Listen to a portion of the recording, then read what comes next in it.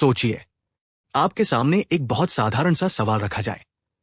इंसान दुनिया के बारे में कितना जान सकता है? पहली नजर में यह सवाल आसान लगता है।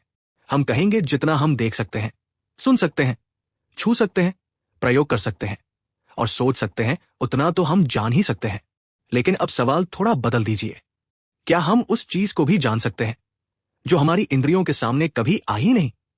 क्या हम ये निश्चित रूप से बता सकते हैं कि दुनिया वास्तव में वैसी ही है जैसी हमें दिखाई देती है? क्या हम ये सिद्ध कर सकते हैं कि आत्मा क्या है? क्या हम ये निश्चित रूप से जान सकते हैं कि ब्रह्मांड की शुरुआत हुई थी या नहीं? क्या ईश्वर का अस्तित्व केवल तर्क से सिद्ध किया जा सकता है? और सबसे खतरनाक सवाल, क्या हमारी बुद्धि खुद अपनी सीमाओं को पहचान सकती है? यही वह जगह है जहां इमैनुअल कांत की किताब क्रिटिक ऑफ प्योर रीजन शुरू होती है। यह सिर्फ दर्शन की किताब नहीं है, यह किताब एक तरह से मानव बुद्धि से पूछताछ है। कांत दूसरे दार्शनिकों से यह नहीं पूछ रहे कि आपका जवाब क्या है, वह उससे पहले का सवाल पूछते हैं, आपको जवाब देने का अधिकार ही कहां तक है? और यहीं से पूरी कहानी बदल जाती है। शुरुआत एक संकट से होती है। कांत के अनुसार मानव बुद्धि की एक अजीब स्थिति है।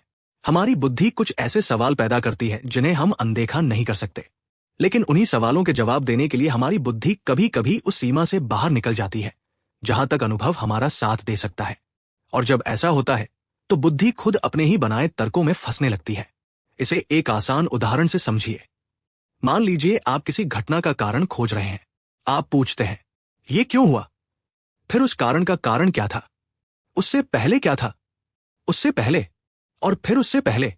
बुद्धि स्वाभाविक रूप से पूछती चली जाती है, क्योंकि उसे केवल घटना नहीं चाहिए, उसे पूरी श्रृंखला का अंतिम आधार चाहिए।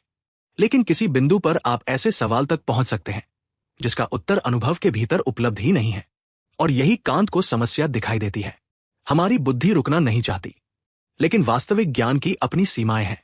बुद्धि की भूख अनंत हो सकती है, लेकिन ज्ञान के साधन अनंत नहीं है। यही इस पूरी किताब की सबसे महत्वपूर्ण पृष्ठभूमि है। और ध्यान रखिए, कांत बुद्धि को कमजोर नहीं कर रहे, वह बुद्धि को बचाने की कोशिश कर रहे हैं। लेकिन समस्या सिर्फ बुद्धि की नहीं है। उस समय दर्शन में एक बड़ा संघर्ष चल रहा था। एक तरफ ऐसे दार्शनिक थे जो मानते थे कि बुद्धि और तर्क के आधार पर हम वास्तविकता के बहुत गहरे सत्य तक पहुंच सकते हैं।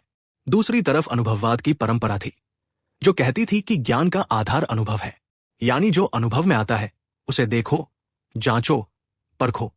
लेकिन अगर ज्ञान केवल अनुभव से आता है तो गणित जैसी निश्चित चीजों का क्या होगा? उदाहरण के लिए, जब हम कहते हैं कि किसी गणितीय संबंध में परिणाम आवश्यक रूप से ऐसा ही होगा, तो यह सिर्फ इसलिए सच नहीं है कि हमने दुनिया में लाखों बार ऐसा देखा। हमारे सामने एक अलग तरह की निश्चितता दिखाई देती है। और यही कांत के सामने असली प्रश्न आता है, क्या ऐसा ज्ञान संभव है जो अनुभव से पहले हो, फिर भी वास्तविक ज्ञान दे? इसे कांत की भाषा में अ प्रायरी नॉलेज कहा जाता है। और इसके विपरीत जो ज्ञान अनुभव के बाद प्राप्त होता है वो पोस्टीरियोराय है। बहुत सरल भाषा में, अब पोस्टीरियोराय पहले अनुभव फिर ज्ञान। अ प्रायोरी अनुभव से स्वतंत्र वह ढांचा या सिद्धांत जिसके आधार पर ज्ञान संभव हो सके। लेकिन यहां सावधानी जरूरी है। कांत ये नहीं कह रहे कि इंसान बिना किसी अनुभव के दुनिया की हर चीज जान सकता है। उनका सवाल इससे कहीं ज्यादा सूक्ष्म है। अनुभव संभव होने के लिए हमारे मन को पहले से क्या चाहिए? और यही प्रश्न आगे जाकर पूरी किताब की रीढ़ बन जाता है। अब आता है सबसे महत्वपूर्ण फर्क, एनालिटिक और सिंथेटिक। कांत हमें ज्ञान को समझने के लिए एक और महत्वपूर्ण अंतर बताते हैं। मान लीजिए मैं कहता हूं, सभी कुंवारे अविवाहित हैं। यहां अविवाहित होने की बात कुंवारे शब्द के अर्थ में ही शामिल है। आपने कोई नई जानकारी बाहर से नहीं जोड़ी, आपने सिर्फ उस अवधारणा को खोलकर देखा। इसे कांत एनालिटिक जजमेंट कहते हैं। अब दूसरा उदाहरण लीजिए, सभी शरीर भारी है। शरीर की अवधारणा को सिर्फ खोलकर देखने से भारी होना उसमें अनिवार्य रूप से नहीं मिलता। यहां कुछ नया जोड़ा गया, इसलिए यह सिंथेटिक जजमेंट का उदाहरण है। अब तक बात समझ में आ सकती है, लेकिन कांत यही रुकते नहीं। वह एक ऐसा सवाल पूछते हैं जिसने आधुनिक दर्शन की दिशा ही बदल दी। क्या सिंथेटिक प्रायरी नॉलेज संभव है, यानी ऐसा ज्ञान जो हमारी जानकारी में कुछ नया जोड़े, लेकिन जिसकी निश्चितता केवल अनुभव पर निर्भर न हो? यही असली पहेली है। और अगर इसका उत्तर हाँ, तो अगला सवाल और भी बड़ा है, ऐसा ज्ञान संभव कैसे है? यहीं से कांत का असली काम शुरू होता है। एक मिनट रुकिए। अब तक हमने 3 शब्द देखे, एनालिटिक, सिंथेटिक और अब प्रायोरी। लेकिन इन तीनों को मिला दीजिए तो कांत का पूरा प्रोजेक्ट सामने आने लगता है। एनालिटिक जजमेंट मुख्यतः यह स्पष्ट करता है कि किसी अवधारणा में पहले से क्या शामिल है। सिंथेटिक जजमेंट ज्ञान को आगे बढ़ाता है और प्रायोरी का सवाल यह पूछता है कि यह ज्ञान अनुभव से स्वतंत्र किस अर्थ में संभव है। इसलिए कांत का सबसे महत्वपूर्ण सवाल बनता है, सिंथेटिक प्रायोरी जजमेंट संभव कैसे है। किताब की संरचना में भी यही सवाल बार बार लौटता है और अब कहानी एक नए मोड़ पर पहुंचती है। लेकिन कांत को सिर्फ ज्ञान नहीं चाहिए था, वह यह भी जानना चाहते थे कि ज्ञान की सीमा कहाँ है। क्यों? क्योंकि अगर हमें अपनी सीमा का पता नहीं है तो हम किसी भी चीज के बारे में दावा कर सकते हैं। हम कह सकते हैं आत्मा ऐसी है, ब्रह्मांड ऐसा है, ईश्वर का अस्तित्व सिद्ध है या ईश्वर का अस्तित्व असंभव है। लेकिन समस्या यह है कि इनमें से कौन सा दावा वास्तव में ज्ञान है और कौन सा केवल बुद्धि का अनुमान। यही कांत की ट्रिक का अर्थ समझना जरूरी है। यह किसी किताब की आलोचना भर नहीं है। कांत स्वयं स्पष्ट करते हैं कि उनका लक्ष्य पुस्तकों और दार्शनिक प्रणालियों की समीक्षा करना नहीं, बल्कि मानव बुद्धि की उस क्षमता की जांच करना है जो अनुभव से स्वतंत्र ज्ञान प्राप्त करने का दावा करती है। मतलब कांत पूछ रहे हैं, रीजन, तुम क्या कर सकती हो? और उससे भी महत्वपूर्ण, रीजन, तुम क्या नहीं कर सकती? ये अंतर बहुत बड़ा है, क्योंकि किसी क्षमता की ताकत जानने के लिए केवल उसकी शक्ति जानना पर्याप्त नहीं होता, उसकी सीमा जानना भी जरूरी होता है। एक माइक्रोस्कोप कितना शक्तिशाली है यह जानना उपयोगी है, लेकिन उससे यह जानना भी जरूरी है कि माइक्रोस्कोप से चांद की दूरी नहीं मापी जा सकती। इसी तरह मानव बुद्धि भी शक्तिशाली है, लेकिन हर सवाल उसका सवाल नहीं है। कांत का ट्राइब्यूनल, बुद्धि खुद कटघरे में। कांत के विचार को समझने के लिए उनकी एक बहुत महत्वपूर्ण कल्पना है। मान लीजिए मानव बुद्धि खुद एक अदालत में खड़ी है, लेकिन इस अदालत का जज कोई बाहरी व्यक्ति नहीं है। बुद्धि खुद अपनी जांच कर रही है, वह अपने ही दावों की जांच करती है। कहां तक ज्ञान संभव है, कहां पर दावा वैध है, कहां हम अनुभव के आधार पर बोल रहे हैं और कहां हमारी बुद्धि ऐसी जगह पहुंच गई जहां उसके पास प्रमाण देने का कोई अनुभवजन्य रास्ता नहीं। कांत के लिए ये क्रिटिक विनाश नहीं है, ये अनुशासन है। वो चाहते हैं कि रीजन अपने अधिकारों को पहचाने, लेकिन अपने अधिकारों की सीमा भी पहचाने। और यहीं से एक बहुत गहरी बात सामने आती है। कांत ज्ञान को छोटा नहीं कर रहे थे, वो ज्ञान को अधिक विश्वसनीय बनाना चाहते थे। फिर आया कोपर्निकन रेवोल्यूशन। कांत ने अपनी सोच में एक ऐसा परिवर्तन प्रस्तावित किया जिसे अक्सर कोपर्निकन रेवोल्यूशन इन फिलॉसफी कहा जाता है। इसे समझना बेहद जरूरी है। पहले सामान्य धारणा यह थी, हमारा ज्ञान वस्तुओं के अनुसार ढलता है, यानी दुनिया जैसी है, हमारा मन उसे वैसा ही जानने की कोशिश करता है। लेकिन कांत कहते हैं, एक प्रयोग करके देखते हैं। अगर समस्या ये नहीं है कि हमारा ज्ञान वस्तुओं के अनुसार नहीं बैठ रहा, बल्कि समस्या ये है कि हम ये मानकर ही चल रहे हैं कि ज्ञान को वस्तु के अनुसार होना चाहिए। क्या हम उल्टा मानकर देखें? क्या अनुभव में मिलने वाली वस्तुएं हमारे ज्ञान की संरचना के अनुसार दिखाई देती है? यही उनका प्रसिद्ध कोपर्निकन मोड़ है। इसे एक बहुत सरल उदाहरण से समझिए। आपने कभी रंगीन चश्मा पहना हो। अगर चश्मे का शीशा हल्का नीला है तो दुनिया की हर चीज आपको उस रंग के प्रभाव के साथ दिखाई देगी। अब आप बाहर की चीजों को दोष दे सकते हैं, दुनिया नीली है, लेकिन शायद समस्या दुनिया में नहीं है, शायद आपके देखने के माध्यम में है। कांत का तर्क इससे कहीं अधिक गहरा और तकनीकी है, लेकिन शुरुआती स्तर पर इसे ऐसे समझ सकते हैं।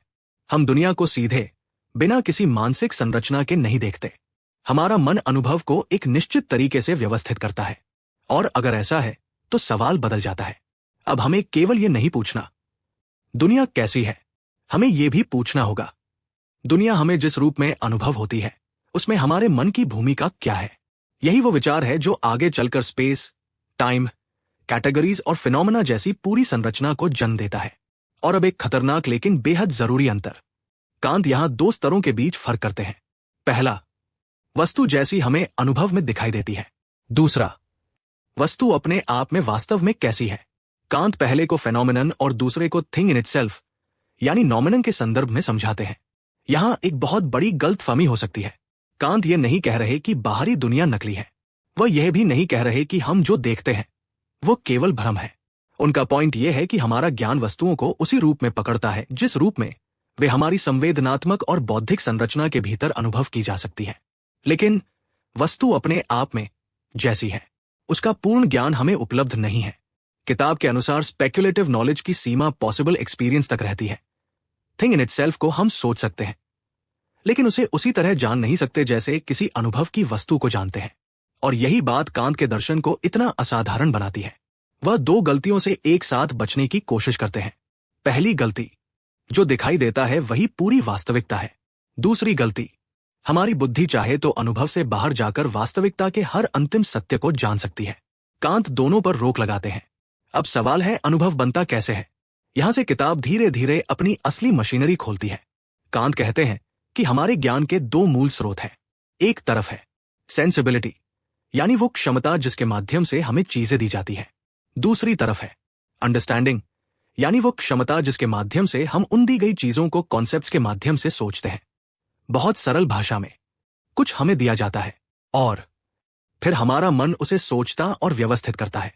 केवल कॉन्सेप्ट हो और उसके अनुरूप कोई इंट्यूशन न हो तो हमारे पास ज्ञान नहीं बनता, और केवल इंट्यूशन हो लेकिन उसे समझने वाला कॉन्सेप्चुअल ढांचा न हो तब भी पूर्ण ज्ञान नहीं बनता। इसे कैमरे और कंप्यूटर की तरह समझ सकते हैं। कैमरा दृश्य को कैप्चर कर सकता है, लेकिन केवल इमेज होना और उस इमेज को अर्थपूर्ण ढंग से समझना एक ही चीज नहीं है। हमारे ज्ञान में भी कुछ ऐसा ही है। संवेदना हमें सामग्री देती है, बुद्धि उसे एक व्यवस्थित रूप देती है, और दोनों के सहयोग से अनुभव का ज्ञान बनता है। लेकिन यहां एक और रहस्य है, स्पेस और टाइम। अब शायद आपको लगे, ठीक है, चीजें हमें दिखाई देती हैं, फिर हम उन्हें समझते हैं, इसमें नया क्या है? नया यही है। कांत पूछते हैं, जब कोई वस्तु हमें दिखाई देती है तो वो हमें कहाँ और कब दिखाई देती है? हर बाहरी वस्तु किसी न किसी स्पेशल अरेंजमेंट में दिखाई देती है, और घटनाएं समय के क्रम में अनुभव होती हैं। लेकिन कांत का दावा है कि स्पेस और टाइम केवल बाहरी दुनिया से बाद में इकट्ठे किए गए कॉन्सेप्ट्स नहीं हैं। वे हमारी सेंसिबिलिटी की मूल संरचनाओं से जुड़े हैं, यानी अनुभव की चीजें हमें स्पेस और टाइम के ढांचे में दिखाई देती हैं। किताब के ट्रांसेंडेंटल एस्थेटिक के अनुसार स्पेस और टाइम को प्योर प्रायोरी इंट्यूशंस के रूप में समझा जाता है, और इसी के माध्यम से कांत सिंथेटिक प्रायोरी नॉलेज की समस्या तक पहुंचते हैं। और यहां एक और गहरी बात सामने आती है। हम चीजों को अपने आप में स्पेस और टाइम के बाहर या भीतर जैसी किसी स्वतंत्र दृष्टि से नहीं जान रहे। हम उन्हें उस तरीके से अनुभव कर रहे हैं जिस तरीके से हमारी सेंसिबिलिटी उन्हें हमारे सामने प्रस्तुत करती है। कांत के अनुसार स्पेस और टाइम सेंसिबल इंट्यूशन के फॉर्म्स हैं, यानी दुनिया हमें जिस तरह अनुभव होती है उस अनुभव के निर्माण में हमारा कॉग्निटिव स्ट्रक्चर सक्रिय भूमिका निभाता है। लेकिन अगर ऐसा है तो क्या सब कुछ सब्जेक्टिव है? यहां अक्सर लोग कांत को गलत समझ लेते हैं। अगर स्पेस और टाइम हमारे अनुभव की संरचनाएं हैं तो क्या इसका मतलब यह है कि दुनिया मन की कल्पना है? नहीं, यही फर्क बहुत महत्वपूर्ण है। कांत ये नहीं कह रहे कि बाहर कुछ है ही नहीं। वो कह रहे हैं कि हमें चीजें जिस रूप में अनुभव होती है वो हमारी सेंसिबिलिटी की शर्तों से जुड़ा हुआ है, और वस्तु अपने आप में कैसी है उसे हम उसी अनुभवात्मक तरीके से नहीं जान सकते। इसलिए कांत का दर्शन साधारण अर्थ में यह नहीं कहता दुनिया नकली है, बल्कि यह पूछता है दुनिया हमारे लिए ये किस शर्त पर बनती है? और यही प्रश्न आगे जाकर उनके पूरे दर्शन का आधार बनता है। अब एक आखिरी मोड़, कांत आखिर साबित क्या करना चाहते हैं? कांत पहले दुनिया की प्रकृति जानने नहीं निकलते। वो पहले ये पता लगाना चाहते हैं कि दुनिया के बारे में ज्ञान संभव कैसे है। यही फर्क इस किताब को असाधारण बनाता है। वह सीधे ये नहीं पूछते आत्मा अमर है या नहीं, ईश्वर है या नहीं, ब्रह्मांड अनंत है या सीमित। वो पहले पूछते हैं, जब मैं इन सवालों का जवाब देने की कोशिश करता हूं तो मेरी बुद्धि के पास उस जवाब को ज्ञान कहने का आधार क्या है? और अगर बुद्धि अनुभव की सीमा से बाहर निकलकर कोई दावा करती है तो क्या वह वास्तव में ज्ञान दे रही है या वह केवल अपनी ही अवधारणाओं के साथ खेल रही है? कांत की किताब का आगे का पूरा संघर्ष इसी सवाल के इर्द गिर्द घूमता है। हमने एक बहुत बड़ा सवाल उठाया था, अगर हमें दुनिया का ज्ञान मिलता है तो वह ज्ञान संभव कैसे होता है? हमने देखा कि कांत के लिए सिर्फ इंद्रियां पर्याप्त नहीं है। हमें चीजें दिखाई देती है, लेकिन केवल दिखाई देना ज्ञान नहीं है। हमारा मन उन अनुभवों को जोड़ता है, व्यवस्थित करता है और उनके बारे में निर्णय बनाता है। लेकिन अब एक ऐसा सवाल सामने आता है जो शायद पूरी किताब के सबसे महत्वपूर्ण सवालों में से एक है। जब हमारा मन अलग अलग अनुभवों को जोड़कर एक वस्तु बनाता है तो वह जोड़ने का नियम कहां से आता है? क्या वह नियम हमें दुनिया से मिलता है या हमारा मन खुद कुछ मूल नियम लेकर अनुभव के सामने जाता है? और अगर मन के पास ऐसे मूल नियम है तो वे कितने हैं? उनका पता कैसे लगाया जा सकता है? यहीं से कांत हमें ले जाते हैं ट्रांसेंडेंटल लॉजिक की तरफ, और यहीं से क्रिटिक ऑफ प्योर रीजन। सिर्फ हम क्या देखते हैं कि किताब नहीं रहती। अब ये किताब पूछती है, हम जो देखते हैं उसे एक समझने योग्य दुनिया में बदलता कौन है? अनुभव सामने है, लेकिन उसे ज्ञान कौन बनाता है? मान लीजिए आप एक कमरे में प्रवेश करते हैं। आपको एक मेज दिखाई देती है। आपको उसका रंग दिखाई देता है, उसका आकार दिखाई देता है। आपको महसूस होता है कि वह आपके सामने है। आप उसे छू सकते हैं। अब सोचिए, आपके सामने वास्तव में क्या क्या आया? रंग, आकार, स्थान, स्पर्श, अलग अलग संवेदनाएं। लेकिन आपने इन सबको अलग अलग चीजों की तरह नहीं रखा। आपने नहीं कहा, यहां एक रंग है, यहां एक आकार है, यहां एक कठोरता है, यहां एक स्थान है। आपने इन सबको जोड़कर तुरंत कहा, यह एक मेज है। यही जोड़ना कांत के लिए बहुत महत्वपूर्ण है, क्योंकि उनके अनुसार ज्ञान के लिए केवल अलग अलग रिप्रेजेंटेशंस का मिलना पर्याप्त नहीं, उनका कॉम्बिनेशन यानी उनका एकता में जुड़ना भी आवश्यक है। कांत इसे सिंथेसिस कहते हैं। किताब में वह साफ करते हैं कि सिंथेसिस का अर्थ है अलग अलग रिप्रेजेंटेशंस को एक साथ लेकर उन्हें एक ज्ञानात्मक एकता में जोड़ना। और यहां एक बहुत गहरी बात छिपी है। आपकी इंद्रियां आपको अलग अलग सामग्री दे सकती है, लेकिन उस सामग्री को एक व्यवस्थित अनुभव में बदलने के लिए मन को काम करना पड़ता है। यानी दुनिया से हमें सामग्री मिलती है, लेकिन उस सामग्री को जोड़ने का काम भी होता है। और बिना उस जोड़ के ज्ञान बिखरे हुए टुकड़ों से ज्यादा कुछ नहीं होता। सिंथेसिस एक ऐसा काम जिसे हम आमतौर पर महसूस भी नहीं करते। अब इसे और सरल बनाते हैं। आप किसी पेड़ को देखते हैं। आपकी आंखों के सामने उसके पत्ते हैं, तना है, शाखाएं हैं, रंग है, आकार है। इनमें से कोई एक अकेली सेंसेशन आपको पेड़ का पूरा अनुभव नहीं देती। आपका मन इन अलग अलग तत्वों को किसी तरह एक साथ रखता है, और तभी आपके लिए एक संगठित ऑब्जेक्ट सामने आता है। कांत कहते हैं कि यह सिंथेसिस एक ऐसी प्रक्रिया है जिसके बिना ज्ञान संभव नहीं होता। और इसकी सबसे दिलचस्प बात यह है कि हम इसे सामान्यतः कॉन्शियसली करते हुए महसूस नहीं करते। हम यह नहीं सोचते, अब मैं पत्ते को तने से जोड़ रहा हूं, अब मैं इस रंग को इस आकार के साथ जोड़ रहा हूं, अब मैं इसे एक वस्तु के रूप में निर्मित कर रहा हूं। यह सब बहुत गहरे स्तर पर होता है। कांत इसे इमेजिनेशन की एक ऐसी आवश्यक भूमिका से जोड़ते हैं जिसे हम अक्सर सीधे कॉन्शियस नहीं होते हुए भी इस्तेमाल करते हैं। यानी हमारे अनुभव के पीछे एक ऐसी मानसिक गतिविधि चल रही है जिसे हम आम जीवन में लगभग कभी नोटिस ही नहीं करते। और अब अगला सवाल, अगर मन अलग अलग चीजों को जोड़ता है तो वो उन्हें किस नियम से जोड़ता है? यही से कांत का अगला बड़ा कदम शुरू होता है। अगर मन जोड़ता है तो उसे जोड़ने के मूल कॉन्सेप्ट्स कौन देते हैं? यहां कांत एक बहुत महत्वपूर्ण अंतर करते हैं। मान लीजिए आपको बहुत सारी रिप्रेजेंटेशंस मिली। मन उन्हें जोड़ सकता है, लेकिन किसी ऑब्जेक्ट को व्यवस्थित रूप से सोचने के लिए केवल सिंथेसिस पर्याप्त नहीं है। उस सिंथेसिस को एक कॉन्सेप्चुअल यूनिटी चाहिए, यानी अलग अलग अनुभवों को एक कुछ के रूप में सोचने के लिए कुछ मूल कॉन्सेप्ट्स आवश्यक है। और कांत इन्हीं को कहते हैं कैटेगरीज। ये शब्द बहुत महत्वपूर्ण है, और यहां से कांत का दर्शन अचानक बहुत टेक्निकल हो जाता है, लेकिन इसे डरावना बनाने की जरूरत नहीं। कैटेगरीज को शुरुआती स्तर पर आप ऐसे समझ सकते हैं, ये वे मूल मानसिक कॉन्सेप्ट्स हैं जिनके माध्यम से अंडरस्टैंडिंग अनुभव में दिए गए विविध तत्वों को व्यवस्थित रूप से सोचती है। कांत के अनुसार अंडरस्टैंडिंग के ये प्योर कॉन्सेप्ट्स अब प्रायरी रूप में ऑब्जेक्ट्स ऑफ इंट्यूशन पर लागू होते हैं। लेकिन अब असली सवाल है, कांत को इन कैटेगरीज की संख्या कैसे मिली? क्या उन्होंने बैठकर मनमाने ढंग से कुछ कॉन्सेप्ट्स चुन लिए? नहीं, यही कांत की मेथड बहुत महत्वपूर्ण हो जाती है। कैटेगरीज की खोज मन के अंदर जाकर नहीं, जजमेंट की संरचना से। कांत का तरीका बेहद दिलचस्प है। वो कहते हैं, अगर अंडरस्टैंडिंग सोचती है तो वह जजमेंट्स बनाती है, और अगर हम जजमेंट्स के मूल लॉजिकल फंक्शंस को व्यवस्थित रूप से देख लें तो शायद हमें यह पता चल सकता है कि अंडरस्टैंडिंग के मूल कॉन्सेप्ट्स कौन से हैं। यानी कांत सीधे ये नहीं पूछते मन में कौन कौन से कॉन्सेप्ट्स पड़े हुए हैं, वह पूछते हैं जब अंडरस्टैंडिंग किसी चीज के बारे में जजमेंट बनाती है तो वह किस किस मूल तरीके से ऐसा कर सकती है, और फिर उन लॉजिकल फंक्शंस के आधार पर वह कैटेगरीज की तालिका तैयार करते हैं। यही वजह है कि कांत की कैटेगरीज की सूची कोई रैंडम लिस्ट नहीं है। उनके लिए यह अंडरस्टैंडिंग की मूल संरचना को व्यवस्थित रूप से दिखाने का प्रयास है। और अब हम उस सूची के सामने हैं, कांत की 12 कैटेगरीज। लेकिन इन्हें रटिए मत। कांत कैटेगरीज को 4 बड़े समूहों में रखते हैं। पहला समूह क्वांटिटी मात्रा, इसके अंतर्गत आते हैं यूनिटी एकता, प्लुरैलिटी अनेकता, टोटैलिटी पूर्णता। दूसरा समूह क्वालिटी गुण, इसके अंतर्गत रियलिटी वास्तविकता, नेगेशन निषेध, लिमिटेशन सीमा। तीसरा समूह रिलेशन, संबंध। और यहां 3 बहुत महत्वपूर्ण कॉन्सेप्ट्स आते हैं: substance and accident, cause and effect, reciprocity या कम्युनिटी। चौथा समूह, मोडालिटी, विधेयता, स्थिति का तरीका। इसके अंतर्गत possibility, impossibility, existence, non existence, necessity, contingency. यही कांत की प्रसिद्ध 12 कैटेगरीज हैं। अब सुनने में ये किसी परीक्षा की सूची लग सकती है, लेकिन अगर हम इसे सिर्फ रटेंगे तो कांत की पूरी बात खो देंगे। क्योंकि असली सवाल ये नहीं है कि 12 कैटेगरीज कौन कौन सी हैं। असली सवाल है, कांत को इनकी जरूरत क्यों पड़ी। कॉज एंड इफेक्ट सबसे आसान उदाहरण, लेकिन सबसे गहरा सवाल। मान लीजिए आपने देखा एक गेंद खिड़की से टकराई, फिर कांच टूट गया। आप तुरंत कहेंगे गेंद के टकराने से कांच टूटा।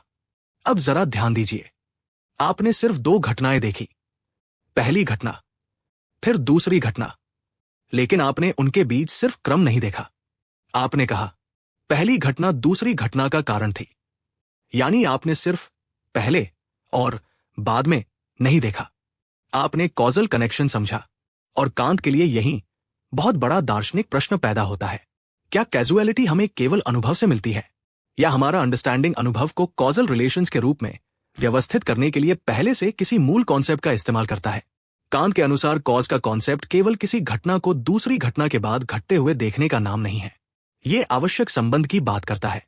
किताब में कांत इसी बात को स्पष्ट करते हैं कि कैजुअलिटी अगर केवल हमारी व्यक्तिगत मानसिक आदत होती तो हम ये दावा नहीं कर सकते कि कारण और प्रभाव का आवश्यक संबंध वस्तु में है, वो केवल हमारी सोचने की मजबूरी रह जाती। और यही बात बहुत महत्वपूर्ण है। अगर कैजुअलिटी सिर्फ आदत होती तो विज्ञान की सर्टेनिटी पर भी सवाल उठता, क्योंकि तब हम केवल यह कह पाते मैंने अब तक ऐसा ही देखा है। लेकिन कांत इससे आगे जाना चाहते हैं।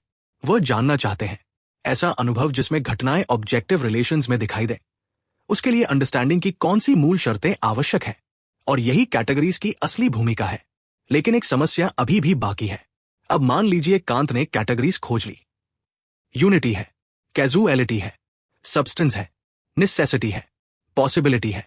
ठीक है, लेकिन अब सबसे खतरनाक सवाल, हमें कैसे पता कि ये कैटेगरीज वास्तव में अनुभव पर लागू हो सकती हैं? सिर्फ इसलिए कि हमारे मन में कोई कॉन्सेप्ट है, इससे यह सिद्ध नहीं होता कि वो बाहरी अनुभव की वस्तुओं पर लेजिटिमेटली लागू हो सकता है। मान लीजिए मैं कोई बिल्कुल नया कॉन्सेप्ट बना दूं, क्या सिर्फ कॉन्सेप्ट बना लेने से वो वास्तविक दुनिया पर लागू हो जाएगा? नहीं। तो फिर कांत को साबित करना होगा कि कैटेगरीज और एक्सपीरियंस के बीच वास्तविक संबंध है। और यहीं से किताब का एक सबसे कठिन अध्याय शुरू होता है, transcendental deduction of the categories. नाम कठिन है, लेकिन सवाल बहुत सीधा है। इन कैटेगरीज को अनुभव की वस्तुओं पर लागू करने का हमारा अधिकार कहां से आता है? और अब कांत हमें एक ऐसे विचार तक ले जाते हैं जिसे समझे बिना उनकी पूरी फिलॉसफी अधूरी रह जाएगी। वो विचार है आई थिंक, वो मैं जो हर अनुभव के पीछे है। अब अपने बारे में सोचिए।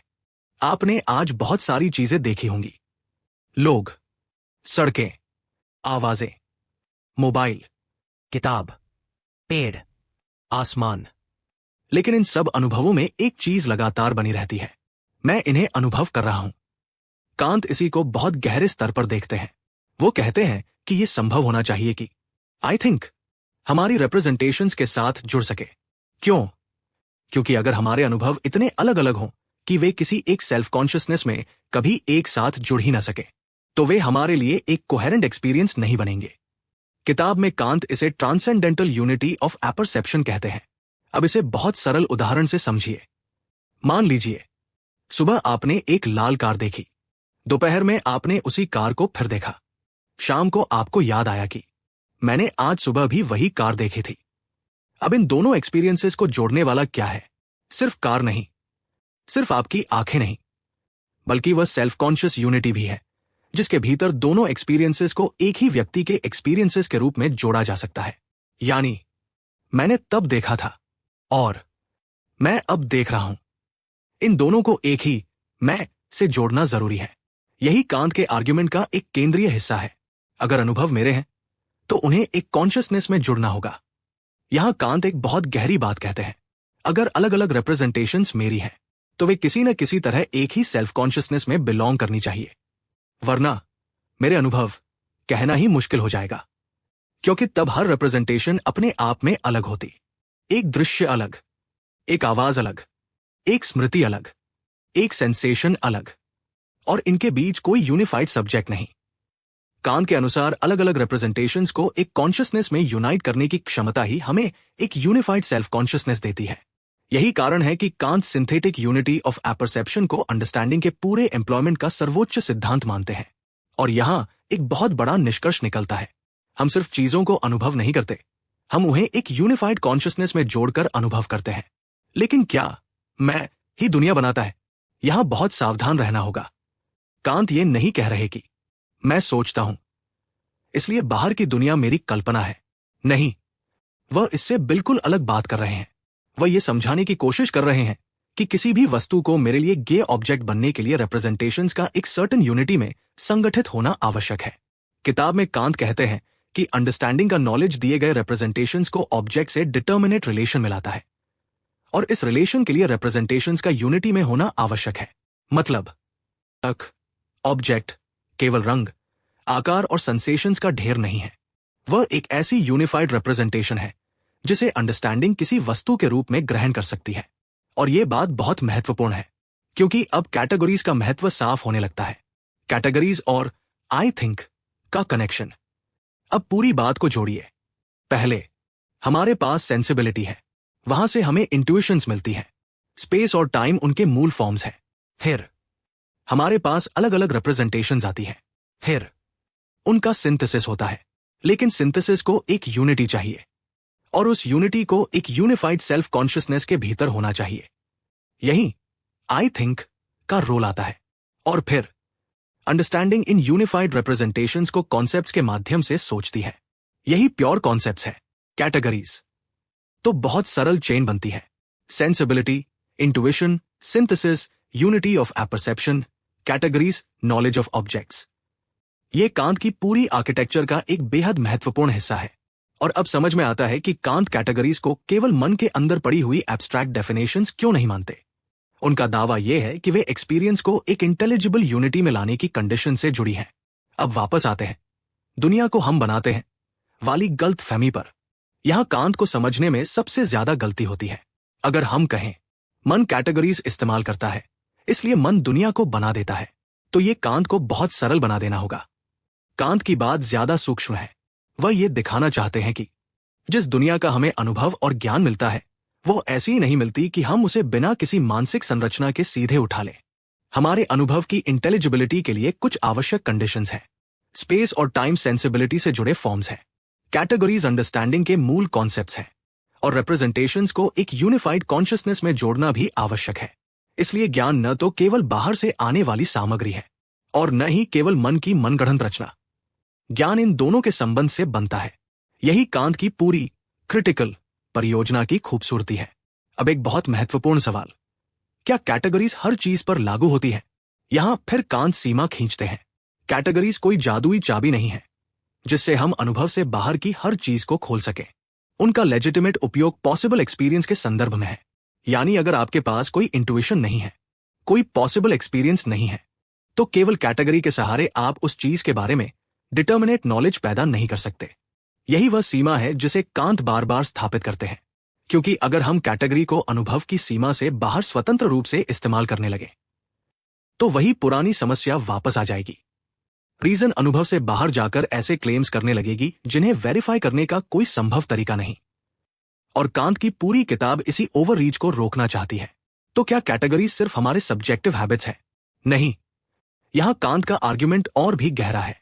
अगर कैटेगरीज केवल हमारी निजी आदतें होती, जैसे मुझे दुनिया को कॉजल तरीके से देखना पसंद है या मेरा दिमाग ऐसा ही बना हुआ है, तो हम ये नहीं कह सकते कि हमारा अनुभव ऑब्जेक्टिव नॉलेज देता है, क्योंकि फिर कैजुअलिटी केवल मेरे दिमाग की आदत होती।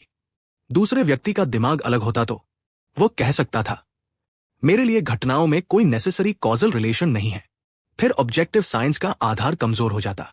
इसलिए कांत को दिखाना है कि कैटेगरीज का संबंध केवल सब्जेक्टिव साइकोलॉजी से नहीं है, वे उन कंडीशन से जुड़ी है जिनके बिना अनुभव ऑब्जेक्टिवली वैलिड एक्सपीरियंस बन ही नहीं सकता।